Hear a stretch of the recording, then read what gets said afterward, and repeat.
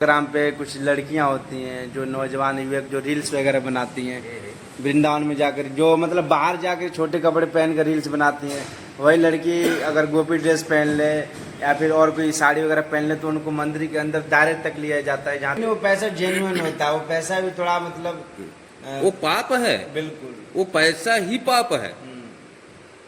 देखिए यही सब तो लोगों के मन में आ जाता है ना कि भाई एक आम भक्त है। आज सबसे ज्यादा अगर देखा जाए तो बांके बिहारी का पूजा कौन कर रहा है? गोस्वामी परिवार कर रहा है।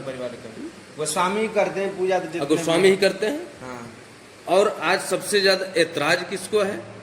गोस्वामी परिवार के ऐतराज है। क्यों भाई? आप इतने अगर दिल से ठाकुर जी का पूजा करते हो, आपके अंदर इतनी श्रद्धा भक्ति है, तो आज ठाकुर जी आपका क्यों नहीं सुन रहे हैं? लेकिन ठाकुर जी जानते हैं कि आप सिर्फ पैसे के पीछे भाग रहे हो।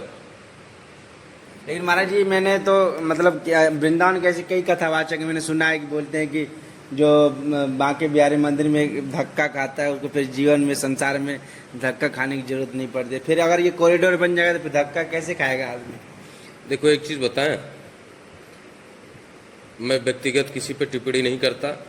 कुछ लोग मैं न्यूज में सुन रहा था तो बहुत लोग बोल रहे हैं कि अगर हम लोग यहाँ से चले जाएंगे तो हमारे बांके बिहारी हम लोगों के साथ में चले जाएंगे, यहाँ नहीं रहेंगे। क्या आपको ऐसा लगता है कि बांके बिहारी साथ में चले जाएंगे उन लोगों को? देखो एक चीज बताएं, हर बिहार मंदिर में कोई कार्रवाई नहीं कर सकता। तो इसमें आप सिर्फ गोसाइयों की थोड़ी ना गलती दे सकते हैं, इसमें तो जनता की भी गलती है जो पैसा देकर कर रहे हैं भाई। हरे कृष्णा, राधे श्याम सभी भक्तों को, आप सभी भक्तों का स्वागत है हमारे चैनल ब्रज के भक्त में। और जैसा कि हम लोग लगातार आप लोग देख रहे हैं कि महाराज जी के हम लोग सत्संग करते आ रहे हैं 2 दिन से। आज महाराज जी का लास्ट दिन है और आज वो यहाँ से प्रस्थान करेंगे, यहाँ से जाएंगे कहीं। इनका महाराज जी का कथा वगैरह चलता रहता है। अगर आप लोग भी कथा वगैरह कराना चाहें, श्रीमद् भागवतम या राम कथा, आप लोग नीचे दिए गए नंबर पर संपर्क कर सकते हैं। तो आज महाराज जी जा रहे हैं, तो आज महाराज जी का लास्ट दिन है, तो मैंने सोचा क्यों ना आपसे भक्तों को आशीर्वाद दिलाया जाए। और भी कुछ मतलब ऐसी बातें थी जो कि पूरी नहीं हो पाई थी, तो हम इस वीडियो में पूरा मतलब जानेंगे महाराज जी से। और काफ़ी लोगों ने जो पिछली वीडियो हमने डाला था, काफ़ी लोगों ने कमेंट भी किए थे, मतलब कि जो लोग थे, कुछ लोग थे जिनको बुरा लग रहा था महाराज जी ने जो भी बोला है, तो उन सब का भी रिप्लाई महाराज जी अपने मुखारबिंद से आपसे भक्तों के बीच रखेंगे। जो भी रिप्लाई होगा अच्छे से आप लोगों को समझाएंगे, ताकि आप लोगों को ये ना लगे कि हाँ वो लोग सही हैं, महाराज जी गलत हैं। तो आपसे भक्त लोग इस वीडियो में पूरा बने रहिएगा और लास्ट तक पूरा अच्छे से सुनिएगा। हरे कृष्ण महाराज जी, राधे श्याम। सबसे पहले तो हमारे सभी भक्तों की तरफ से आपके चरणों में दंडवत, कोटि कोटि प्रणाम। वचनम कल्याणम करो। और आप सभी को राधे राधे, जय श्री कृष्ण, ओम नमो नारायण। आज संभवतः मेरा प्रस्थान है। महाराज मैंने भी सोचा कि आज महाराज जी जा रहे हैं, ऐसा कोई विचार नहीं था, पर पता नहीं, देखिए जो भी करवाती हैं श्री जी करवाती हैं। तो मैं देखा कि महाराज जी जा रहे हैं, तैयारी कर रहे हैं, तो जाते जाते क्यों ना भक्तों को आशीर्वाद दिलाया जाए। और कुछ ऐसे प्रश्न जो किए गए थे तो आप चले जाते तो फिर कब आते कोई ठीक नहीं, इसलिए मैंने आपसे प्रार्थना किया और आप उसके लिए हमारे भक्तों के बीच फिर से आए। उसके लिए मैं सबसे पहले आपको बहुत बहुत मतलब आपको क्षमा चाहता हूँ। नहीं, इसमें कोई क्षमा की वो नहीं है। मैं आपका कीमती समय ले रहा हूँ। मैं मेरे वजह से अगर किसी को कुछ प्राप्त हो रहा है तो मेरी उपलब्धि है जी। आपके माध्यम से किसी को किसी चीज़ का ज्ञान हो रहा है, कुछ प्राप्त हो रहा है तो आपकी उपलब्धि है। इसमें कोई बात नहीं है, अच्छी बात है। और कल परसों में जो वीडियो बना था उस पर कुछ लोगों का कमेंट भी आया था, आपने ऐसा बताया। हाँ, कमेंट किया गया था, तो इसलिए मैंने भी सोचा कि चलो आज निराकरण उनका भी कर दिया जाए। बिल्कुल बिल्कुल। ताकि मन में जो संशय है, भाई प्रश्न उठा रहे हैं, जाहिर से उनके मन में कुछ संशय होगा, तो उनका भी निराकरण होना चाहिए, तो उनको संतुष्टि मिलेगी। क्या प्रश्न था?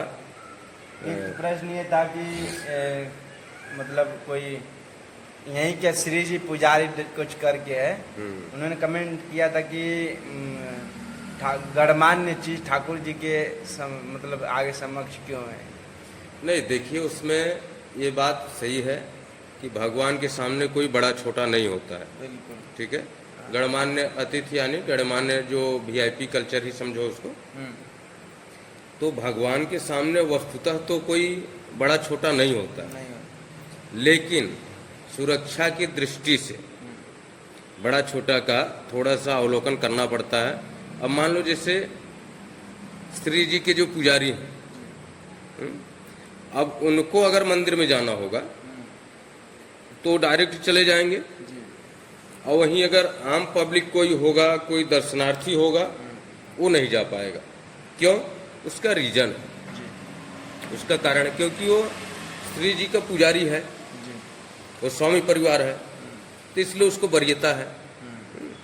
अब वो वहाँ का देख रेख कर रहा है, सेवा कर रहा है, तो जाहिर सी बात वो पहले जाएगा, वहाँ सारी व्यवस्था देखेगी। और यहीं पे गणमान्य, मैंने ऐसा नहीं बोला कि गणमान्य का मतलब कोई वीवीआईपी कल्चर। गणमान्य जैसे कोई महान व्यक्ति है, जैसे विनोद बिहारी दास महाराज जी हैं, संत है वो, जो संत हैं, दिव्य संत हैं, या हमारे प्रेमानंद महाराज जी हैं, ये दिव्य संत हैं। अब इनको सुरक्षा की दृष्टि से मान लो उनके किडनी में भी दिक्कत है, भीड़ भाड़ में उनको दिक्कत होगी जाने में, इसलिए 10 लोग आगे पीछे रहते हैं, उनका हाथ पकड़ के ले जाते हैं। विनोद बिहारी दास महाराज जी भी करीब 90 से ऊपर की एज में चल रहे हैं, परिक्रमा करने जाते हैं, उनका दोनों साइड से आपने देखा होगा तो 2-2 4-4 लोग रहते हैं हाथ पकड़ने के लिए, चढ़ाई पे उतराई पे। मंदिर में जाते समय भीड़ में, क्योंकि उनका शरीर भी थोड़ा डाउन हो रहा है, तो उसकी वजह से मैंने कहा जी ऐसे लोग जो हैं ये गणमान्य नहीं है, इनको जरूरत है सुरक्षा की दृष्टि से। तो इनके लिए अगर कोई एक साधन कोई बन रहा है, अलग से कोई एक रास्ता बन रहा है, तो वो बनना चाहिए, क्योंकि ये भीड़ में नहीं जा पाए। उसी प्रकार से जैसे हमारे मंत्री मिनिस्टर लोग हैं,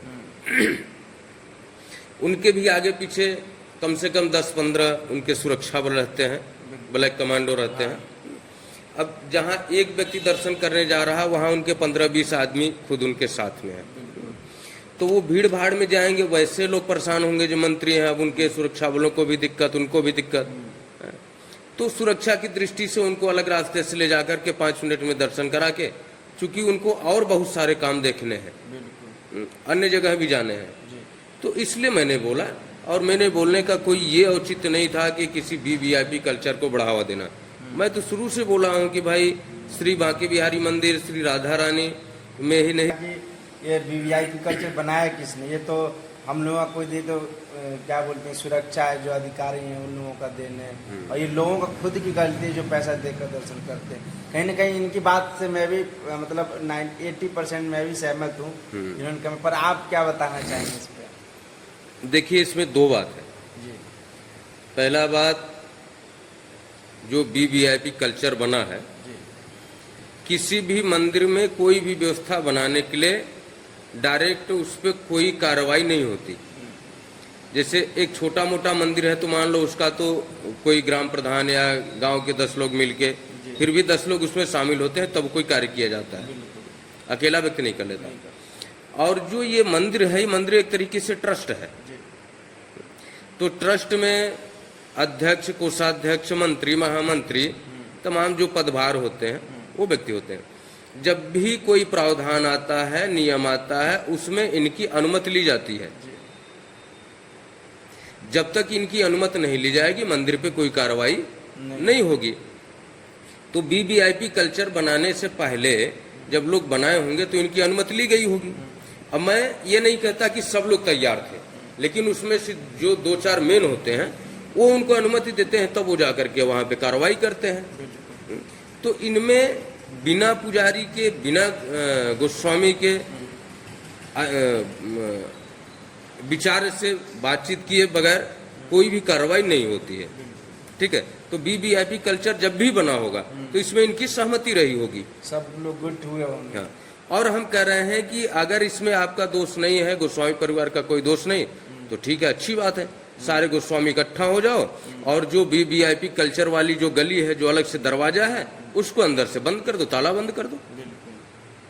भाई मंदिर के अधिकारी आप हो, मंदिर आपके अधिकार में है, पुलिस तो लगा है आपके साधन के लिए, आपकी व्यवस्था के लिए, अधिकार तो आपका है। मंदिर के चौखट के अंदर तो आप पुजारी खड़े हो रहे हैं ना, पुलिस थोड़ी खड़ी हो रही है।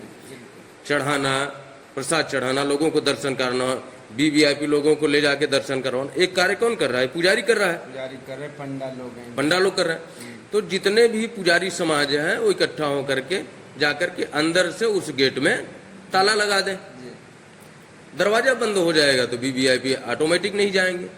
लेकिन उसी में से गोस्वामी परिवार ऐसे लोग हैं जो कि अलग अलग से ला करके ये हमारे वीवीआईपी हैं, ये हमारे वीवीआईपी हैं, चलिए आपको 500 में दर्शन करा दे, 1000 में दर्शन करा दे। हम कई जगह देख रहे हैं ना, हम श्री ऐसा नहीं कि हम श्री बांके बिहारी मंदिर के लिए बोल रहे हैं, राधा रानी के मंदिर के लिए बोल रहे हैं, हम तो हर जगह के लिए बोल रहे हैं।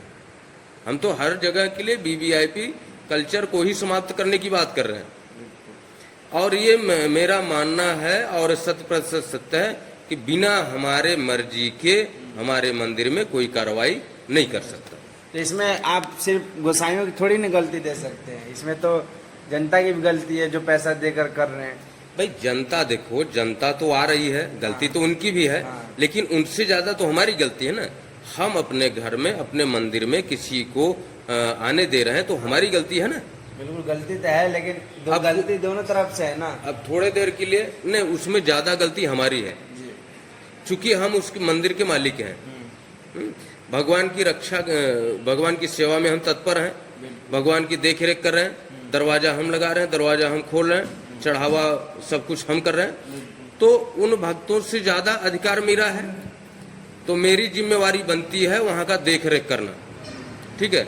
तो ऐसा नहीं कि अब गोस्वामी अगर परिवार, गोस्वामी परिवार, पुजारी परिवार मना कर दे किसी को, तो क्या अपने से कोई उस मंदिर में चला जाएगा? क्या नहीं जा सकता।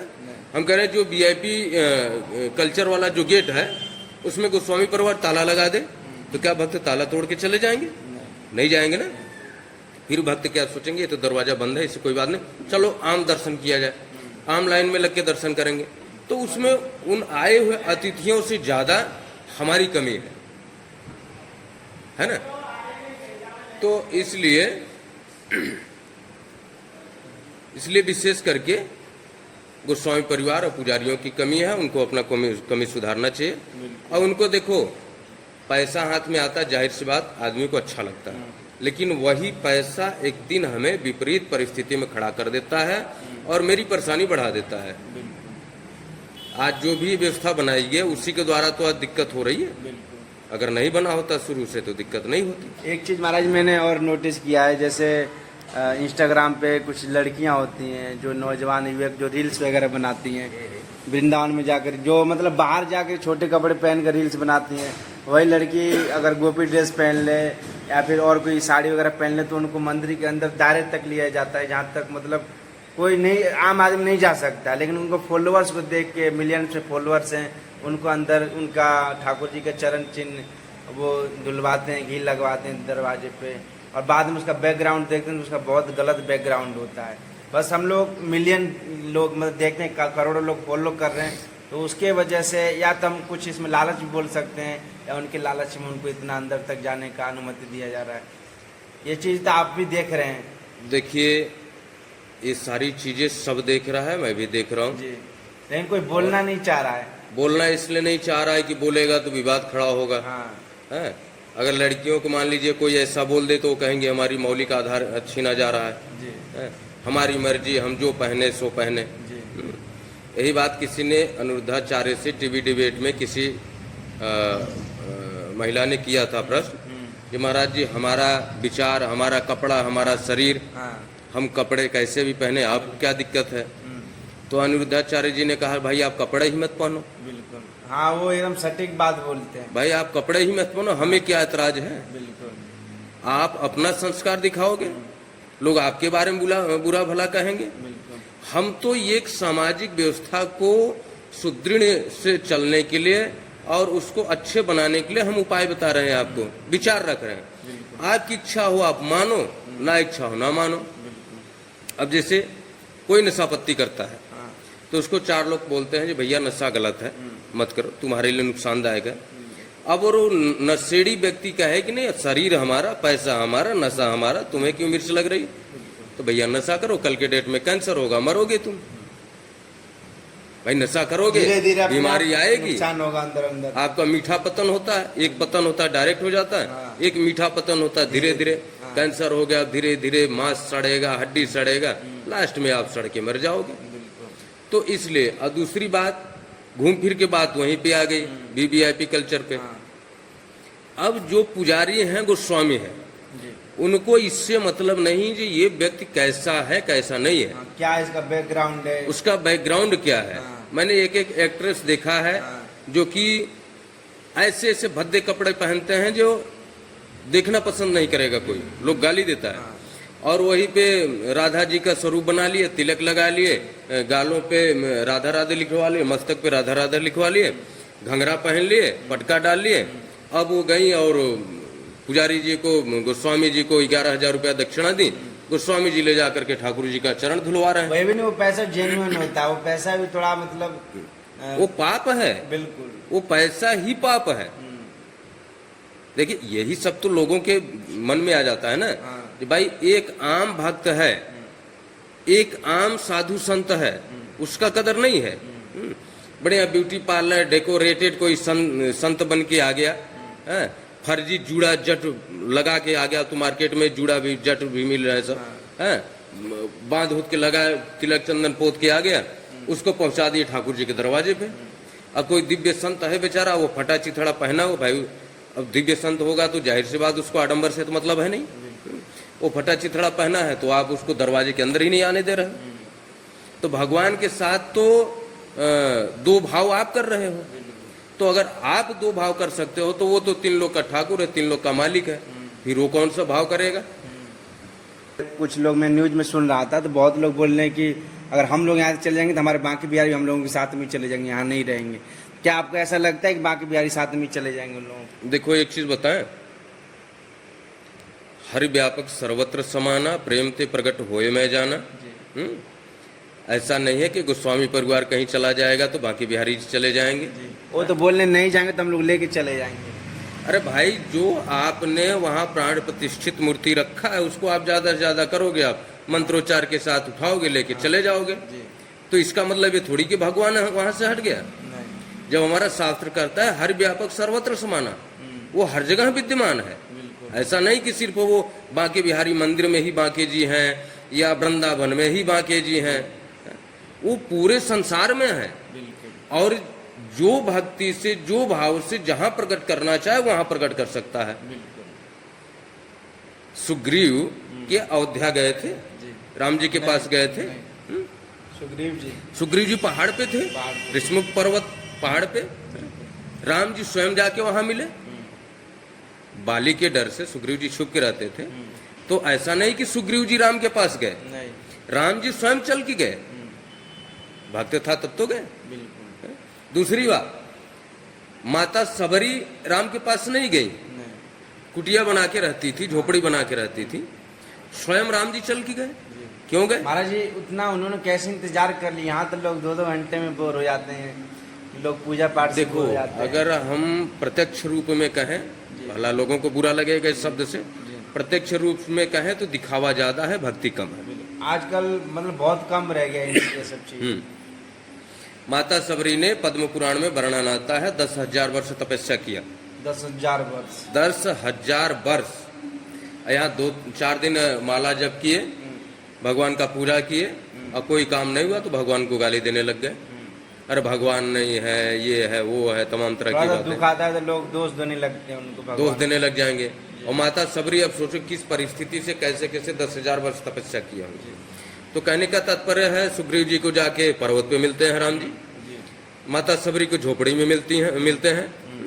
वही तुलसीदास जी महाराज जी चित्रकूट के घाट पर, भय संतन की भीड़ है, चित्रकूट के घाट पे चंदन लगा रहे हैं, वहां जाकर के भगवान राम जी मिल जाते हैं। तो आपके अगर श्रद्धा है, भक्ति है, तो भगवान आपके पास जाएंगे, न कि आपको भगवान के पास जाना पड़ेगा। तो जो ये गोस्वामी कह रहे हैं उनका भ्रम है कि बाकी बिहारी जी चले जाएंगे, बाकी बिहारी जी नहीं रह जाएंगे। भैया, तुम्हारे जिससे बहुत भक्त हैं, बहुत संत हैं, वो जहाँ बुलाएंगे वहाँ ठाकुर को जाना पड़ेगा, क्योंकि वो ठाकुर स्वयं कहता है कि संत हमारे मुकुट मुड़ी है। तो वो भक्तों के पास, संतों के पास जाता है, ना कि दिखावे के पास या पैसा लालचियों के पास जाता है। और एक चीज महाराज मैंने बहुत मतलब नोटिस किया है कि भगवान मतलब जितने को मिले हैं ना आज तक ऐसे लोगों को मिले हैं कि जिनके पास एक बस कपड़ा होता है पहनने के लिए और कुछ नहीं होता उन लोगों के पास, बस ऐसे ही लोगों को मतलब मिले हैं भगवान। ये नहीं कि जो बहुत नेता आदमी है, बहुत वैसा मतलब प्रोफेशनली रहता हो और वैसा रहता है, फिर उसका भाव वैसा होना चाहिए, सरल भाव होना चाहिए तो ही मिले, नहीं तो ज़्यादातर ऐसे ही लोगों को भगवान ने दर्शन दिए। अब देखो बहुत बढ़िया आपने पूछा। जी रामचरितमानस में एक चौपाई है, दीन दयाल बिरद संभारी, जी हरहु नाथ मम संकट भारी। इसका मतलब क्या हुआ? भगवान का नाम दीन दयाल है, जी अमीर नाथ नहीं है, हैं? अमीर दयाल नहीं है, दीन दयाल, दीनों दुखियों के दयाल, दुखियों पे कृपा करने वाले भगवान है, कृपालु हैं। तो ऐसे व्यक्ति को ही मिलते हैं जिसका कोई न हो। एक छोटा सा बच्चा है, अगर वो खेल रहा है जमीन पे तो माँ उसको गोद में नहीं उठाएगी। अगर वही बच्चा वो रोने लग गया तो माँ गोद में उठा लेगी। रोएगा कब? जब उसको कष्ट होगा। तो कहने का मतलब दुखिया होगा उसी को कष्ट होगा।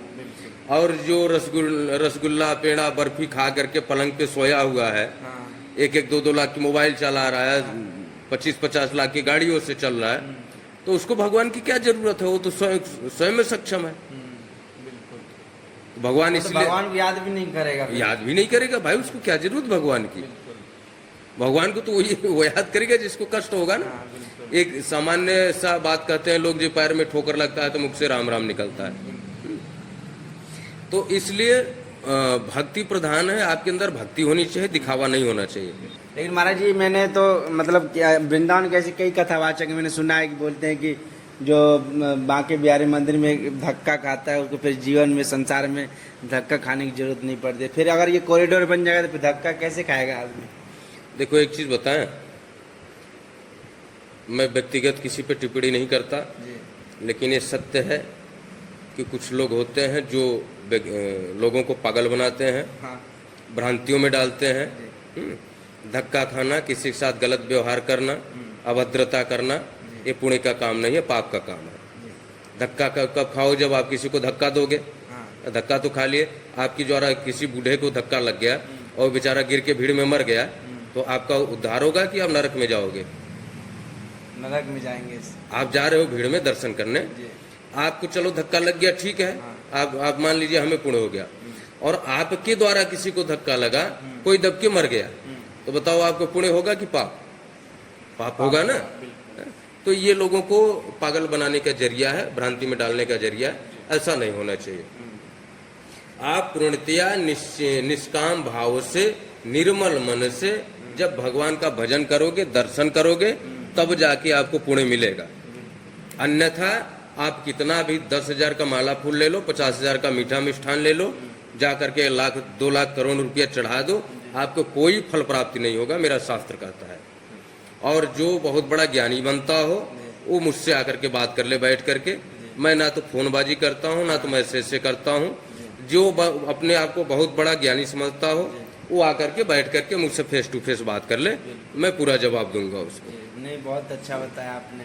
क्योंकि 4 वेद, 6 शास्त्र, 18 पुराण, 9 उपनिषद का अध्ययन करके बैठा हूँ, और अभी अध्ययन मेरा चल रहा है।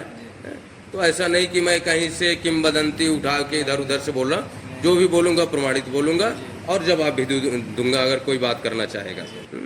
अब जैसे मान के चलो, व्यक्ति जीवन में कितने 1000 बार झूठ बोलता होगा? बिल्कुल, बहुत, मतलब कोई गिनती नहीं। सिर्फ एक व्यक्ति ऐसे थे, युधिष्ठिर महाराज जी,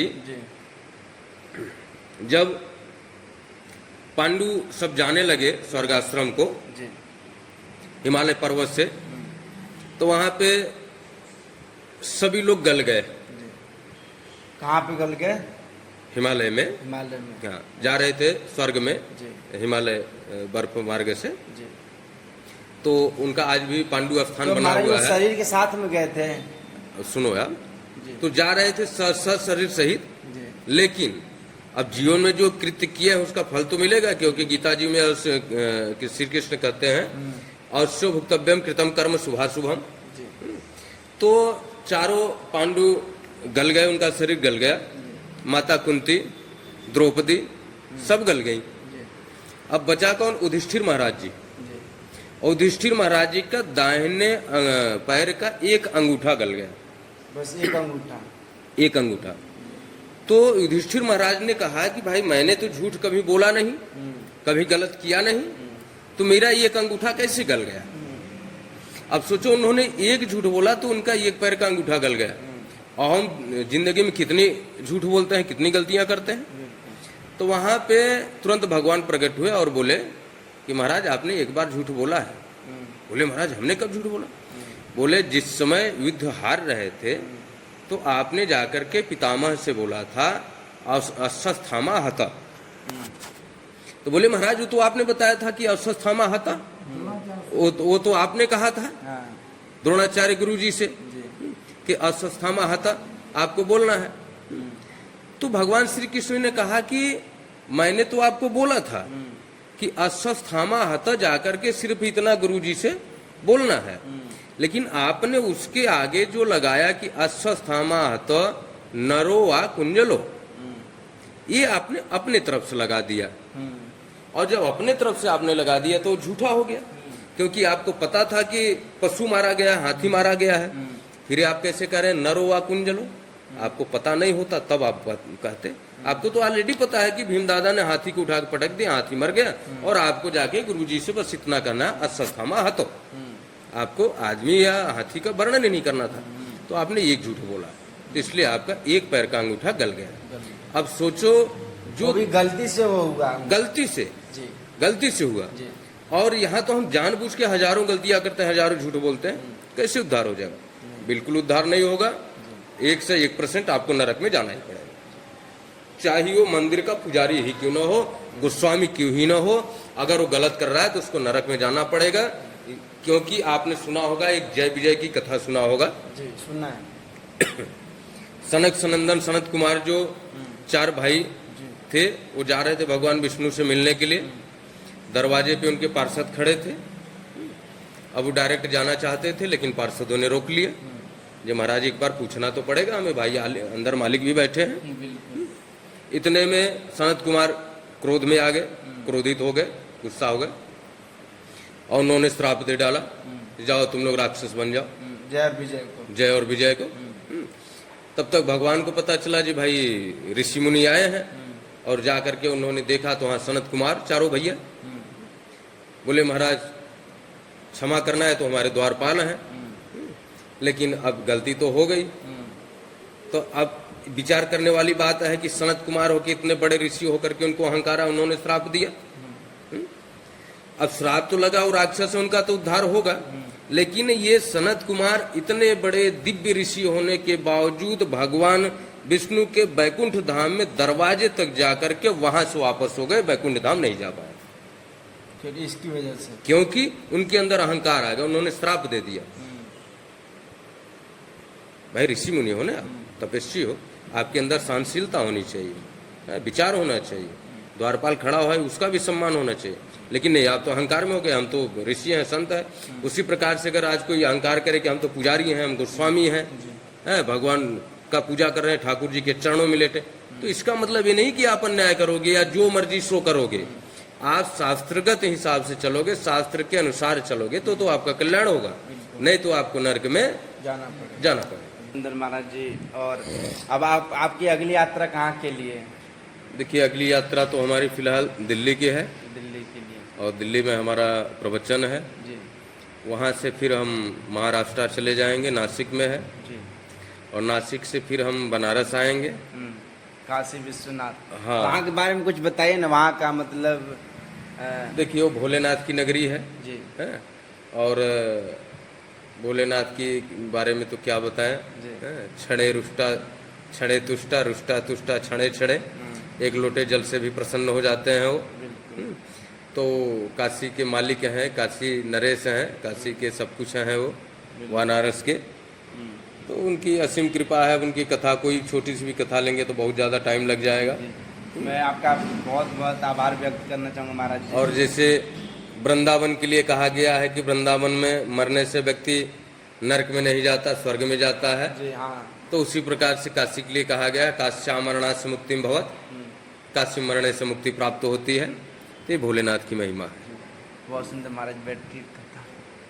ठीक है, हरे कृष्णा। ठीक है ठीक है महाराज जी, अब आगे कब आएंगे फिर हमारे भक्तों को फिर से आशीर्वाद देने के? अब देखिए, अब 1-2 महीने 3 महीने बाद ही आ सकते हैं, ठंडी के महीने में आएंगे। जी इधर तो कार्यक्रम लगे हुए हैं, जी और जब आएंगे तो फिर वार्तालाप होगी। जी।